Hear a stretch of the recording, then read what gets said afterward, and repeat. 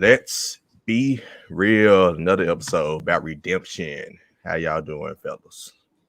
All right, I'm bro. good. I'm good. I'm good. I'm sitting next to King Andrew, not standing up for the Pledge of Allegiance because I want to stand up against the principle of nationalism. So, Man, What? that's so funny. Right ahead. What the hell you just say?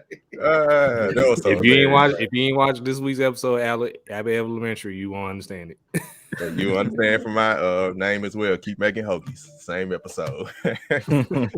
All right. It sounds so good right by now. Sorry, I had a fat moment. I hope Fattest it's not. I am one podcast of in the those. land. You know, Lenny's be We hadn't talked food in a minute. Right. We haven't. why? Because Tyler, man. Thanks what for up, coming. Tyler? What up, Tyler? You Tyler McGirt. Bro, I thought I saw Shorty up. I'm like, oh, hold on.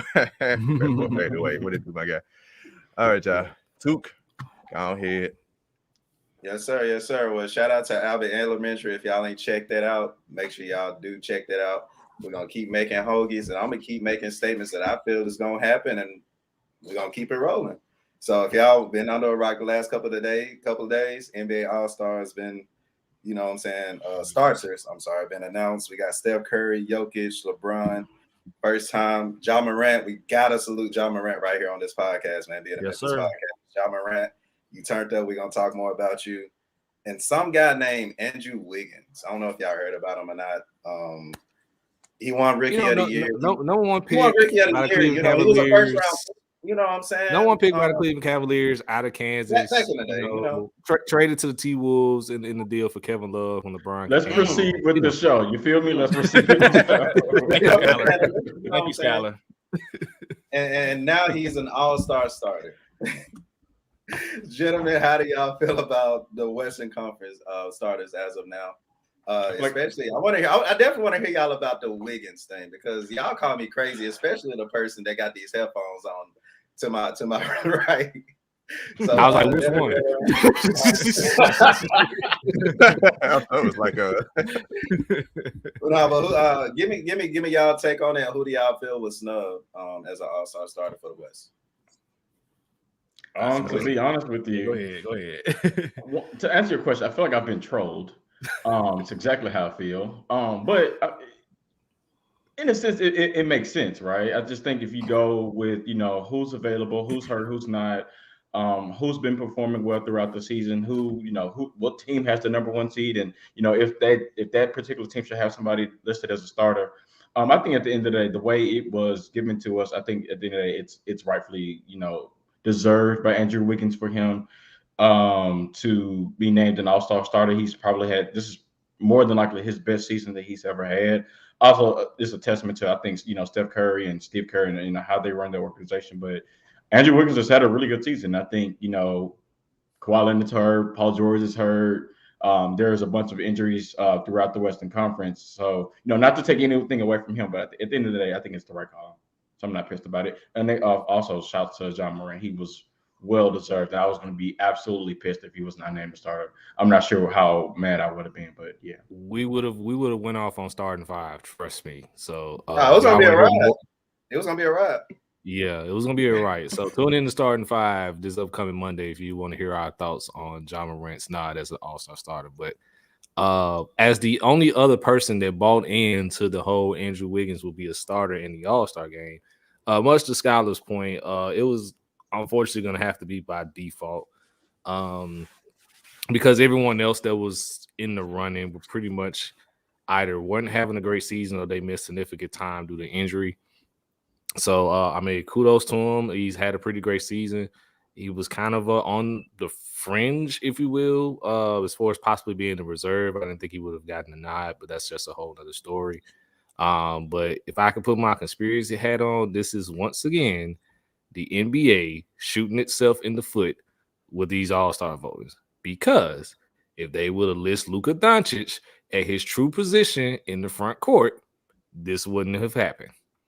I get now looking at the numbers, it probably still would have happened because Andrew Wiggins got more votes than Luka. But if Luka is listed in the front court, he more than likely is going to get the nod over Andrew Wiggins and is starting in the All-Star game. But instead, you listed him in the backcourt because he's a quote-unquote point forward. just so he can have an easy spot in the All-Star game as far as from a voting's perspective. And you saw that it just came back and bit yourself and shot yourself in the foot there. But again, congratulations to Andrew Wiggins. I don't think no one on the West side was snubbed, and we'll see how this plays out in a couple of weeks. Yep. Same sentiment. Shout out to Andrew Wiggins. Shout out to Took. Shout out to Trail for agreeing with him. Of course, most of us thought it was trouble when you first said it until you made your explanation about the votes. And I looked at the fan votes. I was like, oh, it might be rough for media members and coaches to turn it around. And I was starting to think that, like, anyway, because I like Kawhi Leonard. Like, think about it. Clay was fourth in vote and he was hurt. So that lets me know, like, even when Kawhi was playing, even Paul George was playing more, where Andrew Wiggins still outvoted them, like the way he did, because Clay still got votes, although he was hurt. So it makes you think, like, dang, he might have got this regardless, which is crazy to think about. But go back to Trevor's point. These votes are not the votes, the position is crazy. So I think most people are mad because the NBA hasn't changed their stance on positionless basketball for All-Star and everything. And I think because of this happening, they probably are going to do it going forward. I can see this being the change. They need to do that anyway, but I can see this being the spark for it. I don't. Why not? I mean, you because if you were to go positionless basketball, you essentially one, decrease the value of a big man, and two, you can possibly have starters of 5 point guards, 5 guards. I disagree with that. I disagree. All these don't take away from the value of the big man. All the voting, this is essentially the top 5 starters from the West, top 5 starters on the East. So you're gonna have LeBron playing center possibly for the Western Conference Finals. Not West Conference, for the West Conference All-Stars. He plays center this season. So he plays center. So just on him. He got to go up against Embiid. So I'll say this. I'll say this about it. If you look at the all NBA teams, they take in positions basketball regardless. Like, it's been times where it's like 3 guards and 2 like power forwards in the all NBA teams, whether it's first, second, or third team. You go back and look at the history and see that. And I mean, Wiggins is 38th in scoring, 118th in rebounds, 118th in assists. Like, come on, like what I'm reading from that. Now I know based on like the injuries or whatever, I'm like, Andrew Wiggins should not be started. He can be an all-star. That's fine. He's on one of the best teams in the NBA. But like, he is not one of the top 10 players in the game. Like, he will not make an all-NBA team at the end of the season. It's not happening. I refuse to see that happening. You got to think that the All-Star game, which is why I just said you could eventually have 5 guards starting for the All-Star game. I don't think so. I don't think so. I don't think so because if you did it based on like wings, I guess wings, I have you want to define it.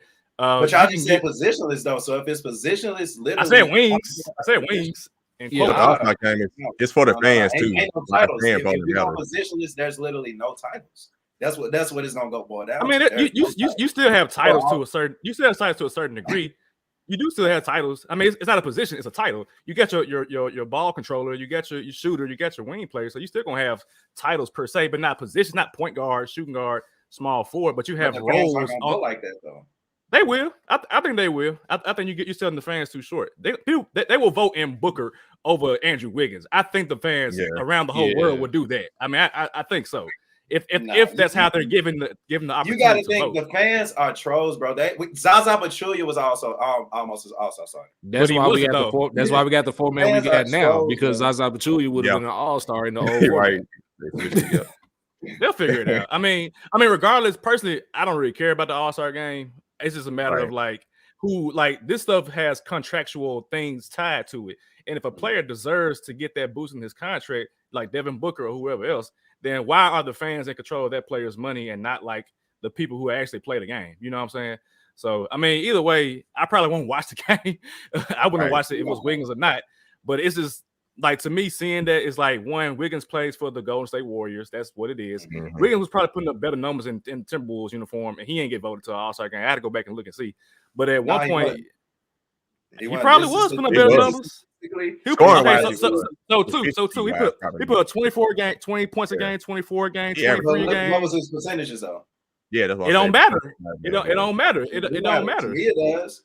To me, if you're gonna bring up the numbers of how he 118th and all that BS, then If let's consider his whole body of work. If that's the though. case, He has grown if that's the into a case, great two-way player. if- But to Savage's point, you got to look at Andrew Wiggins' role in Minnesota versus in Golden State. Because in Minnesota, he's like first number one. fringe, second option while he was in Minnesota. Whereas opposed to Golden State, like he's what third, And he's fourth option, and he's still doing what he's doing. I'm not saying he hasn't benefited from that, but it's like he could not be doing what he's doing. He could not be guarding the team's best player every night. Last year, Andrew Wiggins was having a great season, and it turned into this season. And now anybody else could have really been in his position. But the fans wanted to see him, and the numbers are there for Andrew Wiggins to be a starter. Yeah. And helped it, like I said, he's having a pretty good year. Golden State got a lot of fans. Plus, he's from Canada. Canada, I don't think. Canada played And the role. if you want to put your conspiracy hat on, Trail, it's all with it. But he did take the vaccine earlier this season too. Yeah, he did take the vaccine. That is true. I remember that, Ryan. Yeah. Right. China. Yeah. Oh, you weren't beating China. You was not beating China. no. Y'all was starting every single year on the ballot. That was a shoe-in. That was almost a shoe-in as Kobe. So it was. But get back to my next point. Eastern Conference, I'm sure we definitely got some snubs on for the Eastern Conference starters. Giannis, DeMar DeRozan, shout out to him, first time starter. KD, who won't be playing, so I definitely want to get y'all opinion on who y'all think will replace him as well. Joel Embiid and Trae Young. First, who do y'all feel was snub? Same one. I think Sharky didn't go. I feel like I heard him saying It went real quick. It was He quick. went, yeah. It was quick. He cut me off for the Yeah, Sharky. Oh, crap. Go ahead. Moderator. But my next point going to the Eastern Conference. So that Okay. Go ahead, so, Sharky. Go ahead, Shark. Go ahead, Shark. Go ahead. Just start us out then. Oh, Go okay. ahead. Yeah, my next point, Eastern Conference. I was about to go with DeMar DeRozan. I don't think. I mean, just about the numbers. I guess Trae Young he's had great numbers, but Atlanta has been doing good. But I can't think of another point guard in the East who would have got in over him. Maybe, and I guess they got LaMelo as a fringe all-star, so I guess maybe LaMelo could have started. But fan votes, Trae Young already started before. Maybe I may be wrong, but I can't think of another point guard. There are like no point guards. I mean, maybe Yeah. Garland maybe, but he wasn't got in over Trae. Yeah. Fan vote. So Right. yeah, so I have no problems. I think now let's go back to the positions. DeMar DeRozan, how was DeMar DeRozan and Zach LaVine considered shooting guards? Shouldn't one of them been small forward? Mm-hmm.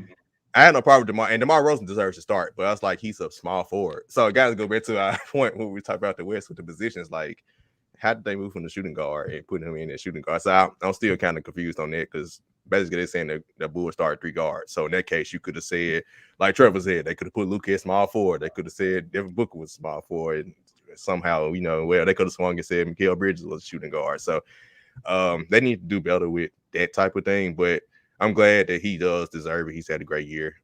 I can't think who are the other players who started. Embiid, Giannis, and KD. Yeah, KD. Yeah, nobody got snubbed. That was right.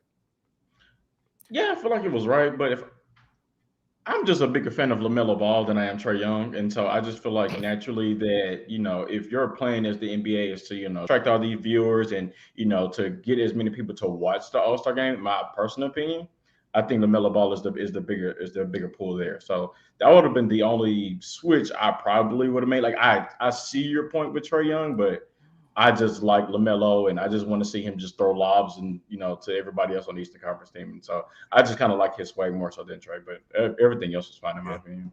Tell the rest of the fans that. Yeah, I know. I'm the same way. Like I said, LaMelo the only person I could think of, but it's like you said, fans voted I'll bring someone different here. It should, because of the rule, it should have been Zach LaVine instead of Trae Young. Like it should have been an all Bulls backcourt. Just from the season that both LaVine and DeMar DeRozan have had has been nothing short of amazing. Again, nothing against Trae Young. I think he's got a lot of popularity, especially what he did in the playoffs last season, what he did to the Knicks. I would have loved to see LaMelo in the starting position as well, but I know he'll eventually get the nod as a reserve. But just for the sake of who got snubbed, it was definitely Zach LaVine. Zach LaVine should have had that last spot, not Trae Young, because look where the Hawks are right now. They're kind of on the decline if you look at them in the standings. So yeah, Zach LaVine should have been all Bulls backcourt. I'm personally fine with the starting 5. Man, it's okay. I'm cool with Trae Young being there. So yeah, I'm good. I'm good with it. And I think that we'll get LaMelo in the game to throw them crazy lobs. But Trae Young is literally the only option that's like a popular option out in the East. It's a lot of poor point guard play in the East Conference right now. I'm looking at Miami, like Kyle Lowry. I'm sorry too, but he kind of hurt a lot. Lonzo hurt. Garland. I mean, I would like to see Garland because Garland has had a much better year than anybody else, I think, in terms of like winning plus production. Drew Holiday been in and out. Kyrie is Kyrie. Ben Simmons ain't playing in Philadelphia. LaMelo. I don't even know who Boston's point guard is. James Harden. Maybe my boy Fred VanVleet. I don't know. Looking at hey, the Hall of Famer has been balling there, so hey, wouldn't be surprised. But yeah, I'm fine with it. I'm fine with it though. Yeah, I'm definitely fine with it too. When you talk about Trae Young, even though like the Hawks are declining, they're like a game away from like 8th in the playoffs, so they'll at this point they'll make the playoffs. And let's not forget like Trae Young's stats. He 5th in the league in scoring, and he almost averaging 10 assists a game. That's fine. That's what is Trae Young's usage, man? Because I feel like he be there. You go. That's what I'm about to go. I get word right out of my mouth. What is the usage rate? Boy, look it up. Get up. So, but no, that's it for. I guess. I mean, who do y'all think gonna replace KD as a starter as well? I think Garland will get the nod. I think they're just gonna put. They gotta put another guard in there somewhere after. Man, give me my boy Miles Bridges, man. You know what I'm saying? Miles Bridges is a good choice too, but if I had to choose somebody, I'm gonna give the nod to Darius Garland. You got to Cleveland. I think they're gonna stick with the front court, replacing the front court. Maybe Jimmy Butler, maybe. Yeah, Miami number one. He been out too, though. He been out a little bit too, though. So he been out, but kind of like he missed about the same amount of games as Josh missed, though. It's not like okay. It's been like it ain't been like a Bam who's out like 2 months. Yeah, my mind would have been Jimmy Butler for sure. Okay, cool. Now that's it for the All-Star, right? Yep. All right. Well, before we move forward, real quick, Trae Young's usage rate as of right now this season is 35.2. That's 10th. 10th in the NBA. 10th in the NBA. Well, that's high. The numbers though. Kind of like what James Harden usage rate used to be. But before we move on, of course, Ja Morant, our very own, made it. Y'all see the jersey in the background right there. Yes, sir. We got Starting Five podcast, but I would like to get like all of our just intake on like what it means to how Ja is all-star for this podcast as well. So same order, get Skylar, Trevor. Actually, Savage, you go first, and Skylar, Trevor, and two. Wait, what was the question? My bad, I wasn't paying attention. What it means for like all-star making all-star. Making all-star started. What it means for just like it's us Grizzlies, Memphis, and period. I mean, this is take me back to before we drafted Ja Morant. I didn't even want Zion Williamson. I was like, nah, I'm good. He don't really fit. Like, we needed a point guard because Mike was on the way out. And when I saw his game against Marquette, I was like, oh yeah, I know a hooper when I see it. And he has been everything that's advertised since day one. Like, it don't matter what the circumstance is, you down in the game, you up in the game. Like, this dude apply pressure 24/7 every game, and he gives you 100% his effort. And on top of that, this dude is Memphis, man. Like, he's straight up Memphis. He's from South Carolina, but he already a made man in Memphis, and it ain't been a full 3 years yet. And you can see that literally with him being voted as a starter. Like, him being a starter and Memphis getting behind him. Like, we started this campaign as a city. Like, nobody was going to vote for Ja Morant outside of Memphis. Like, it was like all Memphis, and then it kind of built momentum throughout the season. Shout out to Kendrick Perkins, unofficial Memphian as well, too. Perk crazy. He can barely talk, but that man knows some basketball about Ja Morant. So, shout out to Perk for kind of building that momentum with Ja. And I feel like it's gonna be more. It's gonna be more starting guard for Ja Morant. And he hasn't even reached his prime yet, y'all. That's what's scary. The dude is getting better. He's 22 years old. He gonna be here for a long time. And we got to get Jaren in too, y'all. Jaren hooping. So we got to get Jaren there as well. But Ja Morant, this is the start of something big for the city. Yeah, agree. It's really big for the city, and it just shows you how much Memphis cares about basketball. Like, we care so much that if you trash, we're going to let you know that take that however you want to take that. But if you're good and you rep the city, like, we're going to show you support. And I just know that, like, I think maybe a year or two ago, maybe like after his first year, or maybe after his second year, like, there was even hesitation on our end if he was going to even be able to, make an All-Star game, be voted in as a starter, because he's, Steph is in the West, Chris Paul is in the West, Russell Westbrook at that point was still he's still in the Dame. West, Dame is Dame. still in the West. So to see his progression in such a short period of time is amazing, actually. Like, to see him literally being on NBA Today talked about every single day, like how often he's being talked about on SportsCenter. It's exposure to him, but it's also exposure to the city. And so it's been really good, to see, him doing this in the city. It's really good to see him embrace the city as well too. So I'm excited for it. He's going to be the only reason I watch the All-Star game. Yeah. I think I'm at that point in my life where I just don't care about the All-Star game anymore, but I'm going to watch it because of him. Yeah, to be honest, that really would be the only reason you watch it, if you want to just be honest, because it's the same format every single year. They don't get competitive to the fourth quarter, and it's like, why are you even getting competitive? There's really nothing. I feel they should make it like baseball used to do it, just give home court advantage to the winning conference, but that's just me. But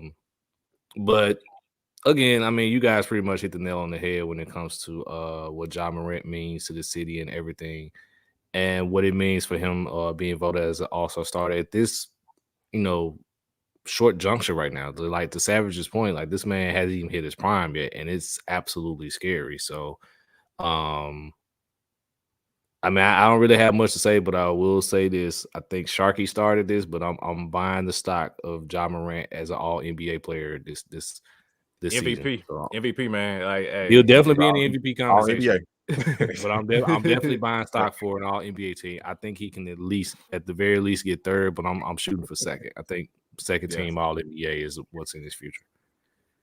Great point, Sean. I mean, I ain't got nothing to add. I agree with everything y'all said. As soon as he touched down in Memphis, like, he became ours. And, he was just really up the street, in Murray State and Nashville. So, I mean, he really kind of embodied the culture already. So when he came to Memphis, it was like, heaven sent in a way. Came at the perfect time. And then to see him grow, as a man, as a player, on and off the court has been beautiful to see. So he's somebody that got that Allen Iverson-like confidence. And that was my favorite player growing up. And it was all about confidence and swag, knowing who you are, but being a great teammate and a great person. Like, Allen Iverson can go anywhere in Philadelphia and get love. And he gave the love back. That's the same with Ja Morant in Memphis. So congrats to Ja Morant. He felt like he was a top 5 point guard last year. We listened, but it was like, all right, show us. He's showing us. Y'all got him second all, NBA, which I really hope he get NBA voting, consideration. I hope, but I think it's gonna start off with him getting the MVP for this NBA All-Star game.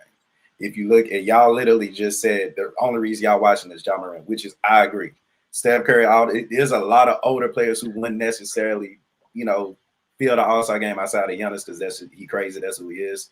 But you got a player like Ja Morant I think he's gonna take advantage of the opportunity, one, for starting, and two, the world is watching. That was BS the way that ESPN cut off Memphis yesterday or the day before yesterday, whatever it was. He know that. That was bull.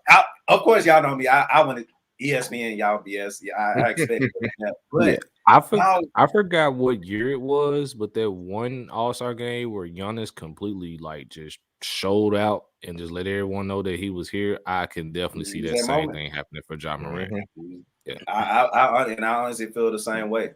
And like I said, if not MVP of the All-Star game, at least have the numbers to be considered. And I think the league, ESPN, y'all got to do better. The league got to do better. Shout out to Kendrick Perkins, the Monica McNuts of the world. Like, see, there you go. She's shaking her head. Yeah. Yeah. But no, shout out to Ja Morant. Keep doing your thing. And that's my, bold prediction of the episodes. Yeah. Yeah, even says she know the real and what's not, man. Yeah. But yep, fellas, we have arrived, man. We're here. Ja, the Memphis Grizzlies, number 3 in the West, trying to catch up to number 2. Like, we here, man. It's exciting times here. Exciting times to see the growth. It's exciting to see how he developed. He goes, Gallon. Yeah, I was about to say, it's kind of scary. Like, I know we're about to move on, but it's kind of scary because if you see what Giannis did in Milwaukee, it's like, can that happen here? And again, we've never had anything. I don't want to say we've never had, but I don't think we have. I don't think we have. In a year or two or three, they could potentially be NBA parade like on Beale Street, like I don't want to know what this Crazy. looks like. To your Crazy. point, Skylar, I'm to your done. point, this is how I know John Morant is on some real type ish. He's about to make 2 more All-Stars. Like other players, Jaren Jackson Jr. will be an All-Star. Desmond Bain I like will that. be an All-Star. I like that. I'm letting like now. Yep. It's gonna happen. It's gonna happen. You're gonna have at least 3 All-Stars on this team for sure. All I right. think. So with that, do y'all want to tweet out the who we got reserves? Because the reserves will be announced Thursday. I think Thursday. So y'all want to like go on our account, release our reserves on a Let's Be Real page. You know what I'm saying? I really got to do a deep dive because I haven't. But I'm down with that. We can do that. No, we can. Yeah, I can do it. Yeah. Okay, Let's see what we got. Let's see what we got. Yeah. Cool. And to keep going forward, shout out to man TNT for one. Like ESPN took another L. Talking about Ja was the first All-Star starting in Grizzlies history. That was Marcus All, but neither here nor there. That's ESPN. That was L of the year for us last year. They the leader of L of the month for January. Yeah, they already leader for L of the month. So L of the year 2022 favorite is ESPN already. But shout out to TNT guys, specifically Shaq. Shaq, I think he made that comparison to Giannis with Ja, if I'm not mistaken, a couple of weeks ago. And then, like when they announced the starters, everybody on social media was talking about Andrew Wiggins. They were talking about Ja. They spent most of the time talking about Ja and how exciting he was. And that just lets you know that we've arrived, at least with some national media purpose. ESPN on one hand, NBA Today is great. Malik Andrews does a great job. Kitchen Perkins definitely gets us out there. Monica McNutt, she's another ESPN analyst. I like her a lot. She's really good and she likes the Grizzlies and loves Ja as well. Of course, Ja has the social media presence that helps him. Also, with all his highlights, everything he does on a daily basis. So, man, just fun times here, and man, we're ready, man. Ready. Hey, scary? Nah, it's ready. I'm ready. Look, man, I would swipe my credit card. I swipe my credit card. I would try to I go. I would go to every game. I would go to every game. game. I don't care how much in debt I would be if the Grizzlies. I would go The to NBA every finals game. at the FedEx Forum would be very loud. That would be very, very loud. I will say that. You want to see some drunk uncles on Beale Street? Let the NBA finals be in Memphis. That's the after party. Hold on, no, hold on, no, because you know how they have the ABC broadcasters there. Just one random dude just walk up and start checking somebody. I don't know, probably checking Stephen A or something. But hey, I'm all for it.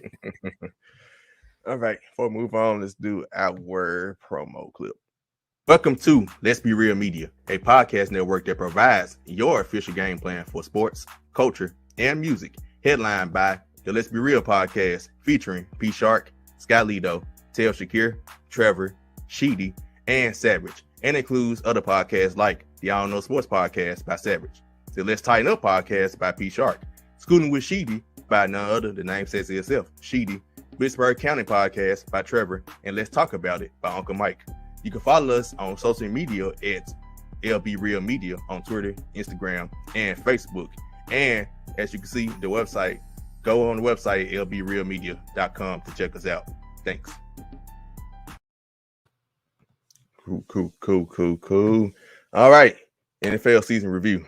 Somebody avoided his team last week. Well, we know you had other things 10-2 Savage, but I know. It was a troll. It was a troll. Right. We got somebody else still. Somebody else is missing too, but I know that he has GD. to handle business as well. Yeah, I know. Whenever you return. Come on next week to talk about them Cowboys. If it's You've been ducking that dog me for 2 weeks. Right. If it's 2 months from now, he's reviewing the Cowboys season. It could be March, and he still got to review the Cowboys season. So, Savage, you start out since I guess y'all got put out first before we did finish out. Yeah. So, I watched that game with the expectation that we will look like how we've looked the past 7 games. So we were 5-2, I believe, our last 7 games. Didn't play anybody, of course, but I feel like we were coming to an identity as a team. And so within that first drive against Tampa Bay Buccaneers, Tom Brady, I was like, oh, yeah, this ain't it. I know my team. I know what happens when Tom Brady started hitting them out routes, them quick hitters. I was like, yeah, nah, this ain't it. So we went 9-8. The Philadelphia Eagles went 9-8. And honestly, I'm okay because, I mean, if I recall correctly, we all picked the Eagles to be last place in the NFC East in the first place, not make the playoffs. And so on top of having those 3 first-round picks, the playoffs was gravy. Not with the New York Giants, with Sir Daniel Jones at quarterback. Talking about some Eagles in the last place. You're not going to just skate past. They definitely. I have in last place. I did. Oh, you had in last place? Okay. Yeah, okay. I'm serious. I just want to make sure now. I mean, you saw them last year. I know this is your team. I just want to. Yeah. We can all agree that they overachieved, but I think last place in the NFC East was kind of a stretch. But I don't think we were last place last year, so we were 4-11 with, in theory, a better quarterback play. And to have a new head coach who started off the year with a terrible press conference that everybody's like, oh, nah, this dude was a joke. Like, ain't no way he gonna lead this team. And so it was kind of like, yeah, they're gonna be in last place. I have in last place just because I want them to, but 2, like, we had an old team, old roster. It was like, nah, this ain't it. Okay, touche. So to go 9-8 with an inferior roster, we had $35 million in dead cap with Carson Wentz, who was not playing for us. So it's kind of like, yeah, you take what you can get. So I'll take the 9 wins this year. I'll take the 3 first-round picks. And the only thing that I need for the team to do is figure out who's a quarterback. I'm fine with Jalen Hurts. I'm fine with if they get Deshaun Watson. I don't want it, but I'm okay. Like, whatever, I understand it. But just commit to a quarterback. Let Nick Sirianni get his time to do his thing. And let's roll in the future. We got 3 first-round picks. One of them better be Sauce Gardner. One of them better be Nakobe Dean. One of them better be that center from Iowa. Or if we get a wide receiver, I'm fine too. Like, just do what you got to do. Don't mess it up. Let's go to next year and let's get better. That's all that I want. Yeah, and I was about to say, if I can just add on to that, I think Ryan put it that y'all overachieved, in my opinion. I think if I'm an Eagles fan, you're really content with how that season went, because again, you didn't necessarily know how good Jalen Hurts was after his first year. So you bring him back in for year 2. He made some progressions, but he didn't make necessarily the jump I think you probably wanted him to. Yeah. And so that's what you kind of saw in the Tampa Bay game. They essentially dared him to throw, and they really got their point proving that he just couldn't make the throws necessary to be an NFL caliber team. So either you go and see what progression he makes, or you be like, all right, look, I got 3 first-round picks. You may call anybody, do whatever you need to do. But I think quarterback is your number one thing that you have to get that question answered. Colin Coward says it all the time, and some people agree with him, some don't. But at the end of the day, if you don't have a quarterback, you ain't competing. So I just think that's really what all y'all need to do. Yeah. Devontae Smith was definitely a baller. Surprisingly, the defense was much better than I thought it would have been. So I think, like I said, I would definitely be content if I were you. Yeah. As far as Jalen Hurts, like if he does stay, what I need to see from him, I need him to look at Drew Brees film. I need him to look at Tom Brady film, because he doesn't have strong, Josh Allen, Lord have mercy, that man got an arm on him, and Jalen Hurts does not have that. I need him to become a check down king, or make the right throws down the field, 30, 40 yards down the field. If he can do that, I'm okay. But if they don't feel like he can do that, then just cut your ties right now. Don't wait until next season to do it, because you literally can go to a Super Bowl at any point. Like Carson Wentz's second year, we were a Super Bowl winning team.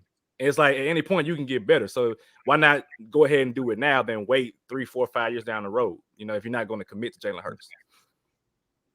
That's a good question, That's AP. a good question, AP. Very good question. Because the next team we're about to talk about. So it I sounds was like about to say, hold on, we got a team like that now. Now you worried about him. Yeah, I agree. I'm not worried about him either. If they want to roll with him, I'm fine with that. Just let them keep progressing, let them get better. Because he showed some throws this year, but I didn't even talk about him because I'm done with him. Jalen Reagor got to go. I don't know why we kept putting him at punt return. I don't know why he kept getting on the field. He shouldn't even be allowed to be in a jersey, in my opinion. Get that man off my team. And if he, again, I'm gonna say it's on live airways, if Jalen Reagor is a member of the Philadelphia Eagles during week 1, I am not okay. I promise you, I am not watching the Eagles until he is off my team. I promise you. That's my pin. What if he's on the team and not playing? Hold on. Savage. Go ahead. The squad. You got any room? Hold on. You got any room on this couch? Because if Mason Rudolph is QB1 of the Pittsburgh Steelers, I will not be watching the Steelers next season. I got plenty of room on this couch. I got plenty of room. Today is what? It's January 29th. It's 10:40 a.m. If Jalen Reagor is on my team, if he's on practice squad, okay, whatever. If he is a wide receiver 2 or 3, I am not watching the Eagles. I promise you that, because I can't deal. I dealt with it for 2 years. I can't deal. I can't wait to run this clip in like 7 months. Hey, y'all hear my It's funny, like just what my guy said, like y'all picked him over Justin Jefferson. He And that's what we wanted. Savage wanted Justin Jefferson too. He ain't going Man, nowhere. look, y'all. So real quick, for 3 years, y'all, since we talked about Eagles wide receivers, the first year you can join me on this couch if Mason the Rudolph first is year, QB1 because he's a Steelers fan as well. So yeah, the first year I wanted DK Metcalf. We didn't get him. We got Miles Sanders instead. We passed on DK Metcalf. Okay. The second year, I wanted Justin Jefferson. I knew from the championship game or whatever game that was, I was like, please get Justin Jefferson. We said, you know what? Nah, let's get this slaw ass dude from TCU, Jalen Reagor. I said, you know what? Whatever. The third year, this year. German for The third year, I wanted Jamar Chase. Y'all remember, I wanted Jamar Chase. I tweeted that, but we couldn't get him, so I'm okay. Jamar Chase is a baller. We got Devontae Smith. I'm good. I like Devontae Smith, but I still need another receiver because Jalen Reagor, as my guy said, is German for trash can juice. I was about to say that's low key a fireable offense. Like to miss wide receiver like that 2 years in a row. I as the owner, I got to knock on your door like, hey, bro, yeah, what you doing? So, 2 years in a row, that's tough. That's tough. It is tough. It sucks. But are we done with my Eagles now? Can we move on to another team, please? Yeah. All right, let's go. Sharky been talking about them all week, so y'all keep Sharky. Last time, brother. Last time. Last time, man. You know, I'm good. I'm good now. But I've talked about them 4 times. Shout out to Savage, having I don't know sports. To my guy Tyson Truth on his show, he went off on a whole 10-15 minute rant before we got there to talk. I was in there tripping, but then I did my show Monday. He was on the show. Ryan, who's in the comments, he was on the show. Then I was on Ryan's show right here. So who's in our comments? He has the jump pass for Ty's podcast as well. So this is my final time, 5th time this week. And I'm just going to open up to y'all questions y'all have for me because I'll probably answer the question y'all about to ask anyway on 4 different shows. Where do y'all go from here? Where do you go from here? Like I told Savage, like I said all week, I want to hear of an attempt at trading for Aaron Rodgers or Russell Wilson. I just want to hear of an attempt that we tried to do it, right? I see, can we trade Tannehill's contract? If Jared Goff's contract can get traded, I see no reason why we can't trade Tannehill in 2 first-round picks and get who you need to get. I can understand Russell Wilson and Aaron Rodgers. It's been a while since they won the Super Bowl. They both have choked in the playoffs in recent years. Both of them have. But both of them have been there and done that. And Tannehill literally lost us the game. And offense coordinator, of course. So where we go from here, we need a new offense coordinator, and we need to at least attempt to trade at one of them two. If not, draft a quarterback, do what San Francisco did, do what the Chiefs did a couple years ago when they drafted Pat Mahomes. He sat behind Alex Smith. This is a weak quarterback in drafts. Draft one of them, have them develop behind Tannehill next year, then move forward the year after next. But that's my. I got a question for you.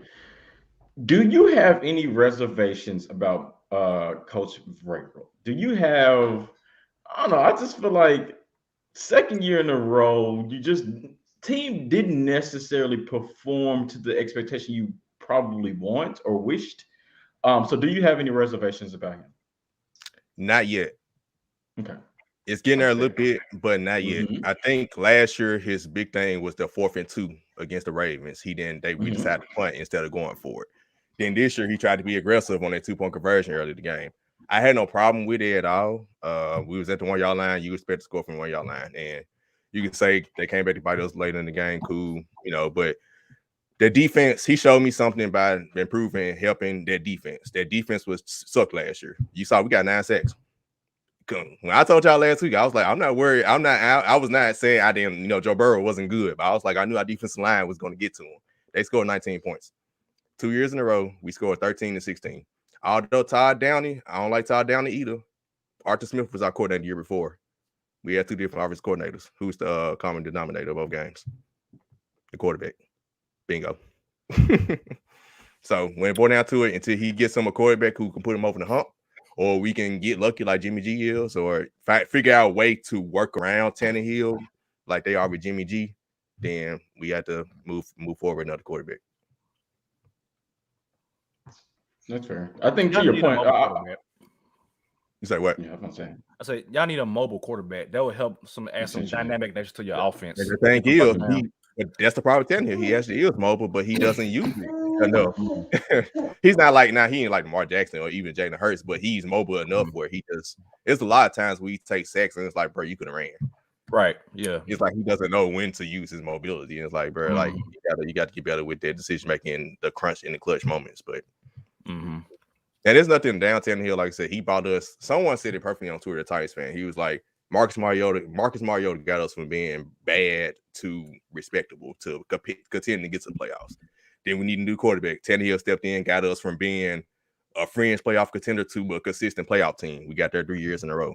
Now we need the other quarterback to take us from good to great to win the Super Bowl. So that's all it is. If we are still with him next year, hey, I don't have no belief in us winning the Super Bowl, but I can, he can prove me wrong. I just hope he prove me wrong, but I have no hope in us winning the Super Bowl. But I will expect to win the division, make the playoffs. I'm just gonna temper my expectations. Simple as that. That's healthy. I was about to say, because it's quarterbacks in next year's draft. You can always get. I got looking a little nice. I got one more question. Yeah, that was one of the only games that y'all actually had everybody. Do you think that has something to do with y'all losing? Not at all. Why not? Because I mean, yeah, you want to rewind 3 interceptions you threw and see who he was looking at and how he threw them guns. Defense only gave up 19 points, and really they were in crucial moments too. Like, it was each one was crucial. Yeah, and the defense played a hell of a game against Cincinnati because they sacked Joe Burrow 9 times. They pretty much had Jamar Chase in check. They had Joe Mixon in check pretty much. It was really nothing else you can do. That's all on Tannehill. If you really just want to look at it. So. Joe Burrow is also that guy. Like, he good. He took 9 he's good. 9 seconds. I think that's the impressive part. Like, you can't name too many quarterbacks in this league now. You can sack 9 times. You can hit that many times, and they coming back to still throw for 330. Like, I think that was the most impressive part. Like, he was in that pocket poised. Like, he knew where his reads were. Like, he made every play that he needed to make for his team. I think outside of maybe like Pat Mahomes, Josh Allen, maybe Tom Brady. It's not too many. It's not too many quarterbacks that can take that many hits and still play that well, in my opinion. That's the thing. They are going to try and run it back as he is next year. Hey, Mike, I think I believe, and Mike heard this said this. He said during the season, he think how we did all those changes on defense, we're going to do the same thing with the offense this year. We're probably going to keep, if we can't get rid of Tannehill somehow, we're going to keep Tannehill, Derrick Henry, Julio, and AJ, because Julio's contract was restructured, so he'll be back. And we're going to revamp the offensive line, get a tight end in there, and we're just going to revamp the whole offense and hopefully get rid of Todd Downing, but we'll see. Real quick, Sharp. Real quick. Like he was confident in them. Real quick, gun to your head. Do the Titans draft a quarterback within the first 2 days of the draft? So round 1 to 3. Gun to your head. What do you think? I don't say I want them to. This year's draft? This year. Okay. I would give one in the second round. I would say if Malik Willis is available in the second round, I'm taking Malik Willis. We don't have a second round pick though. We have to trade up to get into it, yeah. But I want them to. I really want them to. We'll see. Okay. Yeah, here and Tatum one may be out there exactly. Yeah, that's gonna be hard. But he might have to. It might be time to just go. We drafted after last year, so we might have to do it and just get to other couple other. Oh, what you say? My bad. I was just about to say before we move on, what's the reason he may be gone? I'm not familiar with the contract to get free Cowboys. And plus, last couple seasons, Taylor Warren hasn't been. Yeah, he been kind of he been killed. It might be him. We might lose our whole left side. Roger Saffold, we might cut him his contract. Then our center is a free agent, so we probably gonna revamp the whole offensive line because Tannehill was the second most sacked quarterback this season as well. So a lot of stuff happened. Injuries happened out then. Yep. But yeah, that's my take on Titans. I am disappointed in the season, but like I said, I'm just gonna temper expectations if different stuff happen. I ain't got to the age now. I've been a fan for 22 years. They haven't won a championship, so hey, same old year, just same thing, just different year. Yeah. All right. Let's get to the end. Let's get to the actual teams who are in the championship. Skyler. Yeah. Yeah, for sure, man. So first of all, last week's slate of games were like absolutely ridiculous. I think they all came down to like the last possession or the last kick to win. So I think that like last week's games were really really good. So the two teams in the NFC, we'll start with that. We'll start with that side of the conference first. San Francisco 49ers going to SoFi and taking on the LA Rams. The 49ers have won this game the past 6 matchups, which I think is an absolutely crazy number. San Francisco has won the last 6 matchups. You guys have the order. Tell me who do you have winning and give me a score. Somebody's been watching the spaces. I like how he started with me first and started talking about the NFC, because if you were on the spaces, I honestly could not make a decision right then and there. And I told everybody to tune in today for my It's an pick. alley. Yeah, the alley, and I'm after a few days of pondering on it, I'm gonna do it. I think the San Francisco 49ers go to the Super Bowl. They're a team pretty much with nothing to lose. They're a team that they know who they are as far as what they do on offense. Jimmy G is gonna do everything to not make too many mistakes to win this game. They have the formula to beat San Francisco because they have a really good defense, and they can only rush 4 to get the Stafford without having to blitz. Because if you look at Matthew Stafford's numbers against the blitz against teams, it's pretty much unstoppable. So that is going to play a key. And I just they on this since they beat them in week 17. They've been on this run. So I'll gladly be wrong here, and we get hopefully part 2 of that Monday Night Football game. But for now, I'm taking the Niners. I just think you can't stop the wave. So Y'all know me, man. My pick is not a surprise. I've been on the Rams since day one of the season. Just for the simple fact that they have a quarterback now. And Matt Stafford has been playing very well these past few weeks in the playoffs. I forgot what the stat was, but my guy Chris from the Drop Ball Spot has been saying that Matt Stafford is a monster when he's being blitzed or when he's being pressured. And Matt Stafford, Cooper Kupp, he might be the best in the game right now because dude just gets open. we got a white man out here is killing these DBs, y'all. He's killing them.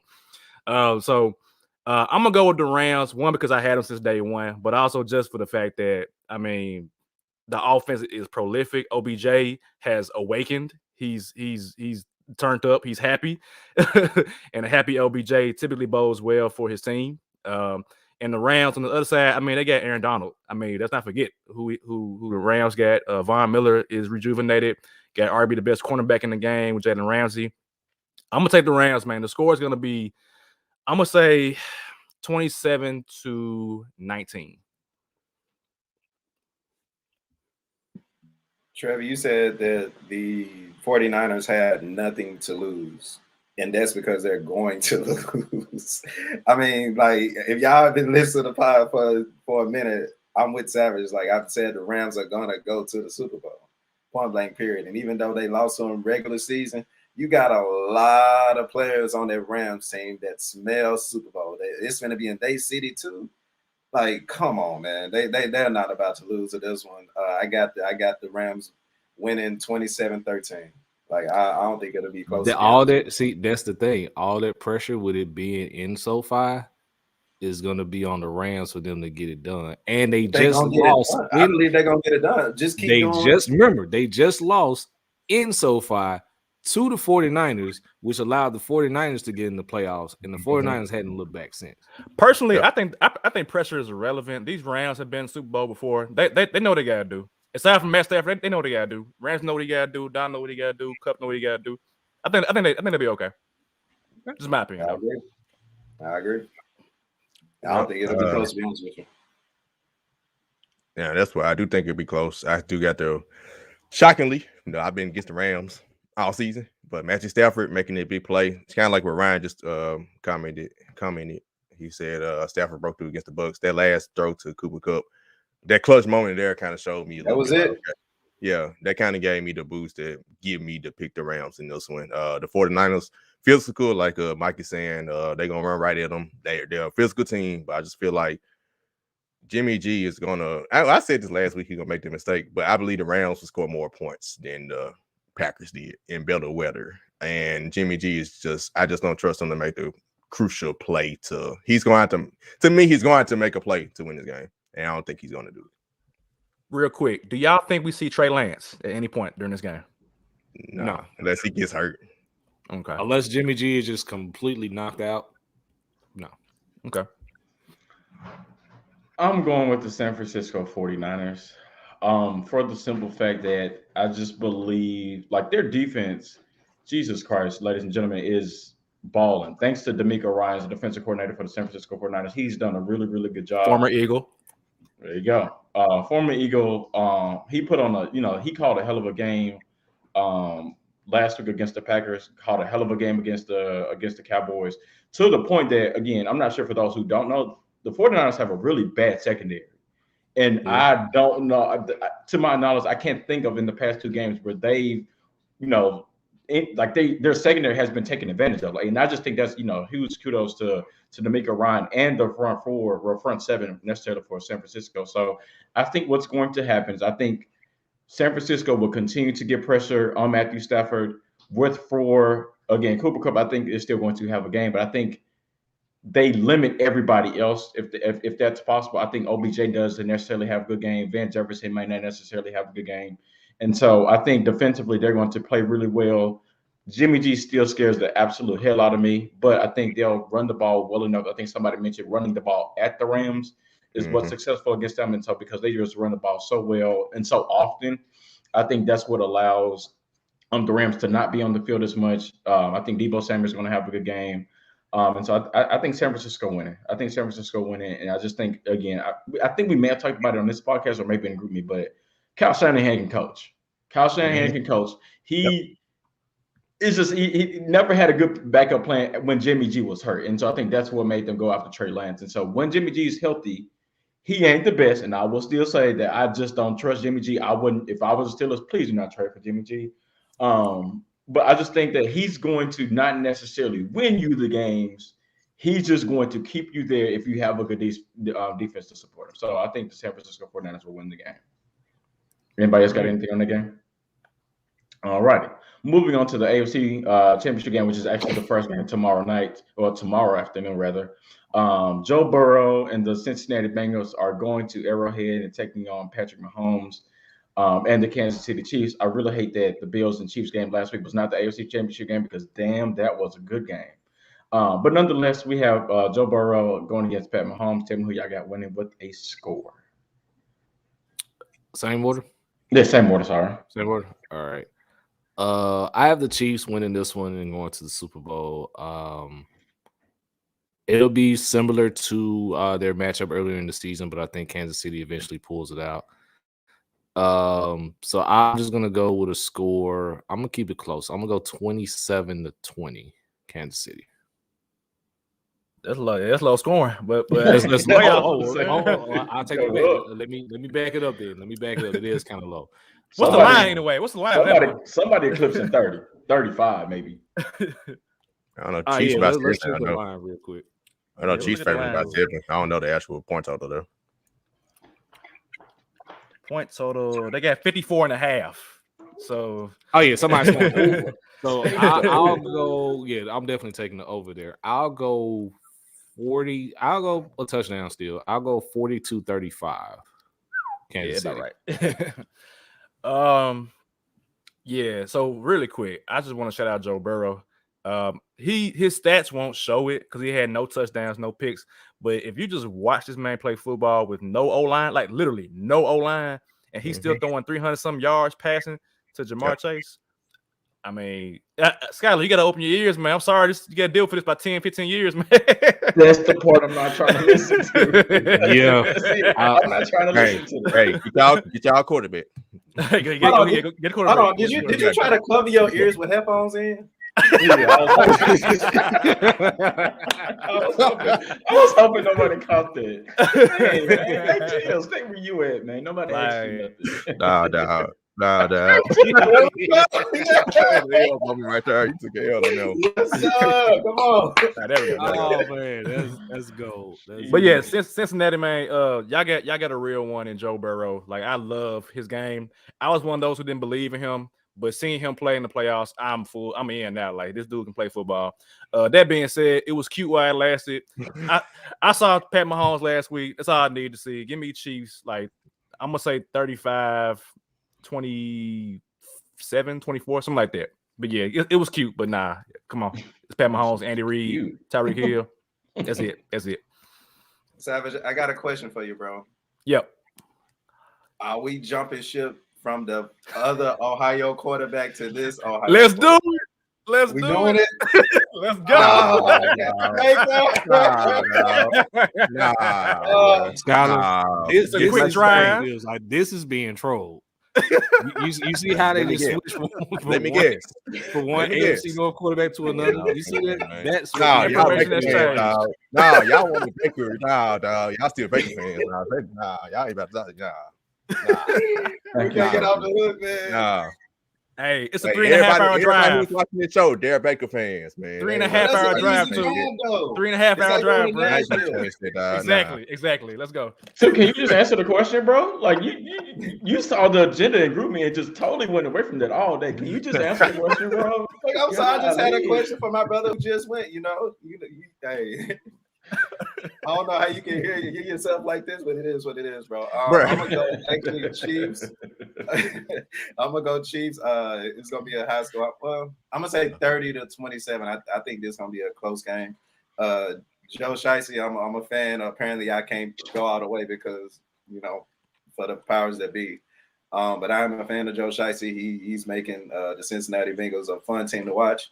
But I mean, the commandment is unless you Tom Brady, never bet against Pat Mahomes. That is a LBR commandment for a reason. So, I mean, I got to roll. I learned my lesson. I learned my lesson the year I went against them. What's that? I said it was a commandment. It was since amended by this very council. Unless you Tom Brady, we got to make that amendment. But the year I picked against him all consecutive times, like, I learned my lesson. Pat Mahomes is that guy day at home. Give me the Chiefs. 30-27 by a field goal. It's going to be a close one. Well, since Mike won't hear us say the word, man, let me give me the Chiefs. Give me the Chiefs.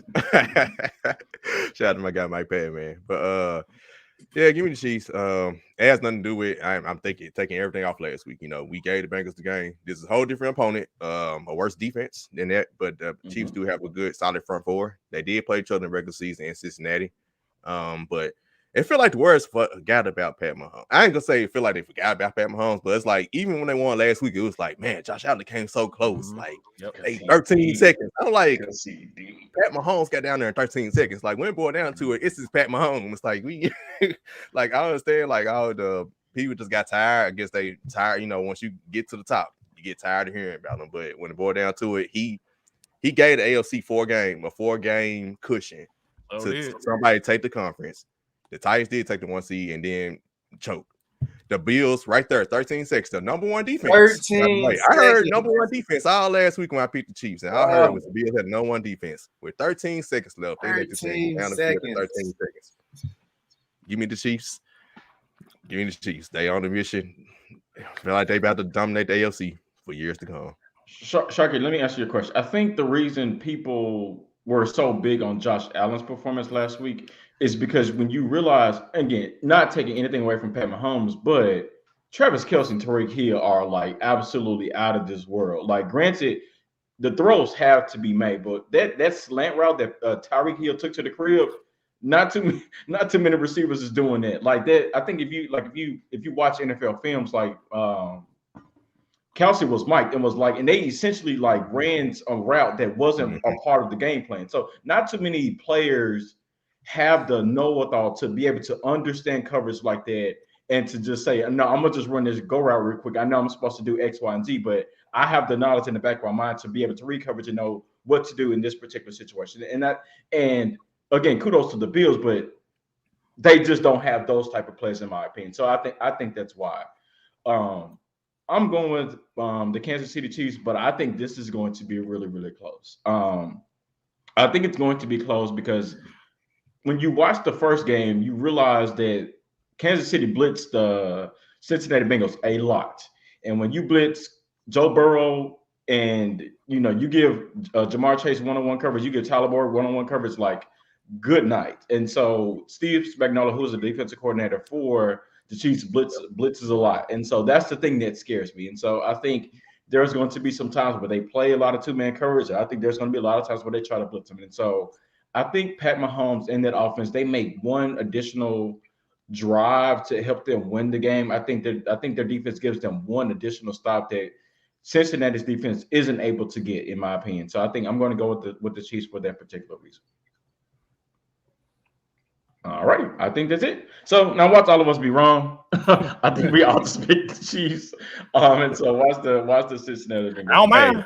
Now, I don't mind. I want it. So, contrary to other fans, when they lose the teams, they want the team to lose. I want the Bengals to win the Super Bowl because that means we lost the team that won it. Like, let's go. Let's go, Cincinnati. Go out the upset. It is what it is.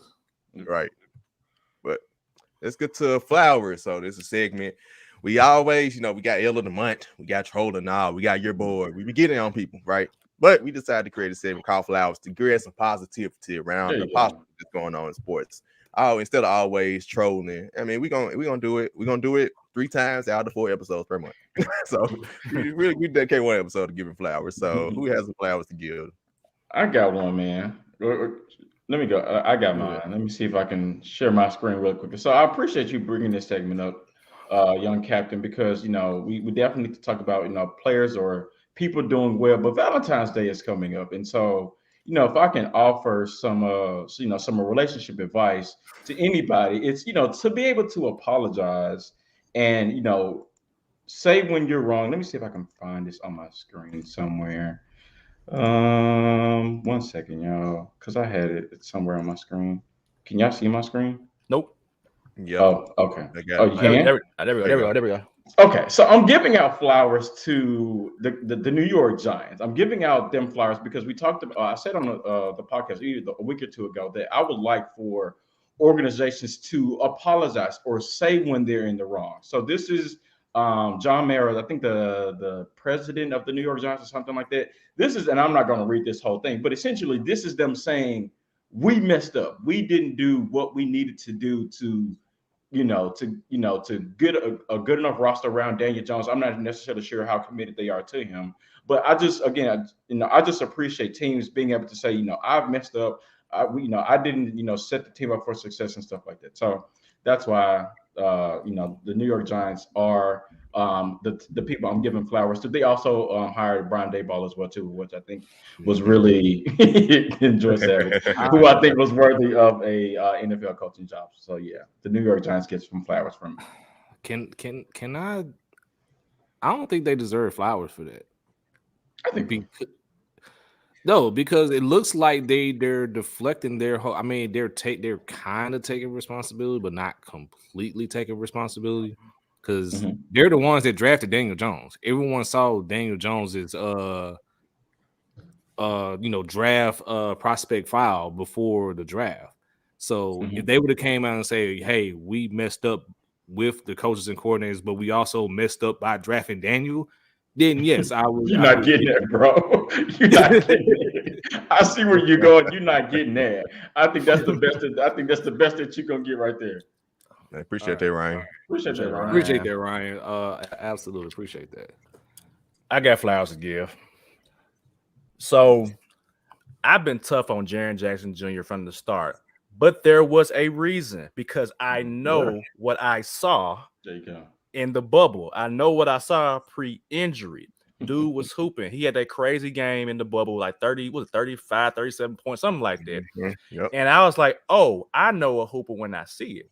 And so at the beginning of the season, when we saw Jaren and he was struggling with shooting and foul trouble and all that, I was like, I'm gonna be tough on him because I know what he can do. And since as of late, off top, the man is healthy. He's played, I think, 49 games, if I'm not mistaken. He's healthy. Like flowers for that because that's what I wanted personally. I want you to be healthy, go through a whole season, don't lose momentum, go into the playoffs. So knock on wood, stay healthy. That's one. Yep. 2, offense is gonna come. I'm not worried about shooting. Shooting gonna get there. The man is playing defense. As it stands right now, he is second in the league in blocks. Miles Turner's out for the season. Well, he probably out for the season. So at some point, Jaren will be the league leader in blocks. But not only that, the past, I think, a couple of games, he's averaging 3.5 blocks a game. Ladies and gentlemen, that is insane. That means if you near him, you not getting your shot off. It's getting contested or it's getting sent to that 6th row in the stands. That's 1. 2, I think he's averaging about 2 steals a game as well, too. So not only am I giving you flowers, I am starting the DPOY conversation for Jaren Jackson Jr. Hey, there might be other options. Let's do it. I'm tired of Rudy Gobert. Rudy Gobert does not need to be anybody's DPOY anymore. Get that man out of here. Jaren Jackson Jr. is arguably the best defensive player right now in the game right now. And I'm starting the DPOY campaign. And I'm saying it right now. This is also breaking news. Jaren Jackson Jr. is a unicorn. Marcus Savage just called Jaren Jackson Jr. a unicorn. That's how you know it's crazy. So Jaren, you got that Hold on. Let's see how much we can know. Would you go even further and name him as an all-star reserve? I personally would, because of how he's playing right now. The team is winning. He has an impact on them winning defensively. He's putting up roughly about 17 a game, 6 rebounds, 2 blocks, and a steal. That's comparable to a starter on the all-star team. So he should be an all-star reserve. He might be one on the tail end. I don't think he'll get it, but I think he should be. I think either Ernie 2 of the 4 between Ernie, Kenny, Charles, and Shaq picked Jaren. Although Kenny put Jared Jeffries. Nah, he put Jared Jeffries. He put Jared Jeffries. He meant Jaren, but yeah, I don't know how he missed it. I don't know how he called him Jared Jeffries. Yeah, that was literally on the screen, Jared Jeffries. I'm like, bro, come on now. And one of the others picked, but 2 of the 4 picked Jaren, so that lets you know, like he is. That's buzz. It seems like it's to consider, yeah. Okay. So to piggyback off of you before anybody else go, man. Shout out to us, my flowers to us on Starting 5 podcast. Like same thing as you, Savage. Like we got on Jaren, we weren't playing well. He wasn't playing well. Like okay, do better. Right. What he doing now? He playing better. Guess what we do? We give him credit. People got on us for getting on him because same thing. We saw the potential. We saw the bubble. I want him to be healthy. I had the same thing in Savage. He hadn't been healthy. He's finally been healthy. He's getting better. That's all I want to see. So shout out to Jaren, man. Just like I said, we're proud of him. Glad that he's finally showing the potential that we all thought and saw that he had. And it's the level of aggressiveness too. Like I think that was my other thing that just he seemed to be settling. I'm like, if you're a unicorn like you say you are, then you should be able to take advantage of, you should be able to take advantage of, mismatches. Mismatches, yeah. And so he just wasn't doing it. But now he's like, I've been to several games where I've seen him grab the rebound and take it coast to coast several times. I'm like, thank you. That's what we've been asking for. Attacking the basket too. Attacking the basket. I'm like, yes, Lord, thank you. This is exactly what we wanted. It's attacking the basket. It's getting shots. In the paint, which allows him to be able to make such clutch, timely threes at the end of some of these games. Like when you see the ball go in the basket early in the game, that opens up Pandora's box for you for the rest of the game, for the rest of the season. So that's what I was excited to see.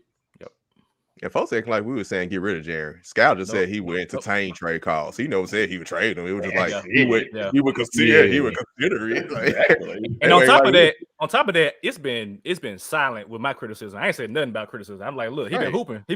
Like I haven't said been aggressive. It's nothing wrong to call somebody out when they're not doing their job, because Savage, if you're not doing your job, you're going to be called out about it. Trevor, if you're not doing your job, you're going to. I'm the same way. So we should be able to do the same thing with players. Y'all, it's okay to say somebody's not playing well. It's okay. Yeah.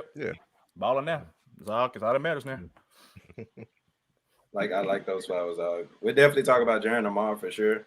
As far as the depoy conversation, I definitely see him top 2 competing with Draymond Green, because the Warriors been sliding because you literally see Draymond effect and not playing. Yeah. But top 2 for sure. And if he wins, deserve for sure. Yeah, if he's not a finalist for the award, there's something wrong. We Yeah, should that's have. fair. Plus, I don't think the Grizz will be able to get like we have 3 people in the conversation because we still got most improved with Bang. Like that should be his or John Morant. MVP. So it's like the media really trying to give No, 2, 3, or no, 4. no. You know, if you approve John We Morant need- and MVP, it's like We need and John Coach in the Jenkins, Coach of the MVP Year. It's like conversation. I wouldn't put Damn, him that's a over whole award yeah, slate, ain't that's it? the whole Yeah, right. You know the media ain't going. I'm thinking about it now. Like the media ain't going. I love it. Trust me, I love it. But the media ain't going.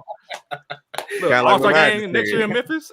Like your Brad just said, but we have had 2 All-Stars before. Marcus All-Zipo made it Yeah. the same year, if I'm not mistaken. And I think he got a chance this year. I mean, if you really want to look at like we number 3, so we got a better record than the Jazz. And then when John Morant went down, Jaren's played 50 And games with the this season. reserves, and here's Like, here's I another mean- thing. With the reserves that's chosen by the coaches, they typically like to reward winning. winning. Yeah. And it benefits Memphis that they're 3rd in the Western Conference right now. So keep in mind with that as well when these reserves are announced.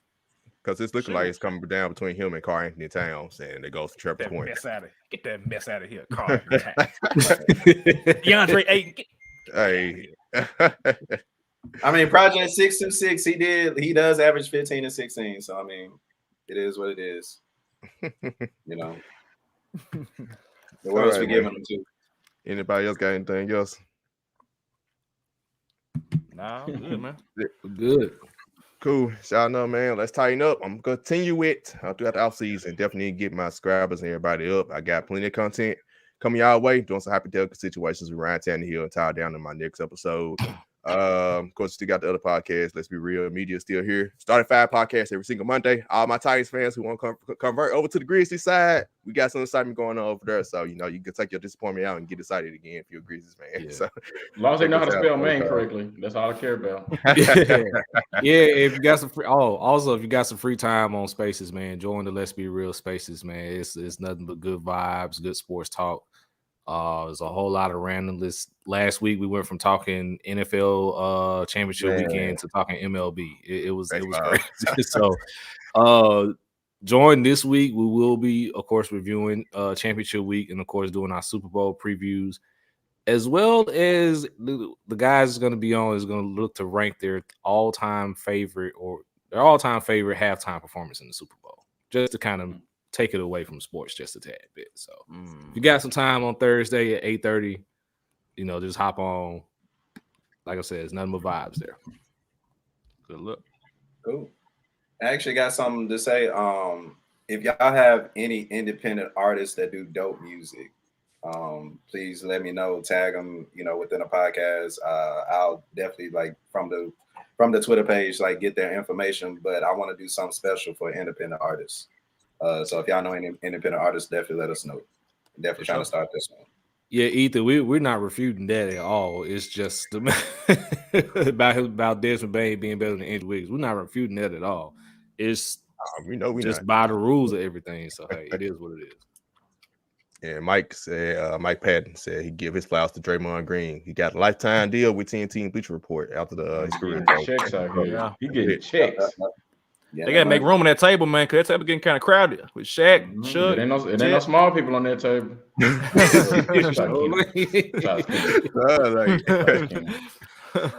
All right, y'all, man. Of course, we'll be back next week. But till next time, peace. We out. Peace.